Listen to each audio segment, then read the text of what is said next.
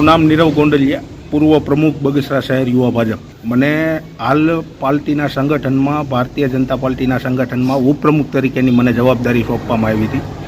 પણ મારે યુવા મોરચાની જ્યારે ટ્રમ ચાલુ હતી ને, ત્યારે એ ટ્રમમાંથી જ મારે રાજીનામું દેવાનું હતું. કારણ કે વ્યવસાય અને પારિવારિક પ્રશ્નના હિસાબે હું આમાં સમય દઈ નહોતો શકતો.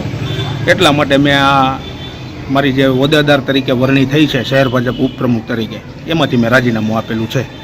જ્યારે તમને હોદ્દો આપવાનો ત્યારે તમને પૂછવામાં આવ્યું હતું? અમારા પ્રમુખશ્રીનો ફોન આવ્યો હતો, જિલ્લા પ્રમુખશ્રીનો. મેં એમને ત્યારે આ પણ પાડેલી, પણ હવે પારિવારિક પ્રશ્નો થોડાક ઉદ્ભવ થયા એટલે મારે ના છૂટકા કરવું પડ્યું. એટલે મેં ખાલી સંગઠનમાંથી જ રાજીનામું આપ્યું છે. હું ભારતીય જનતા પાર્ટી સાથે તો મરણ સુધીથી હું ખાતરી આપું છું.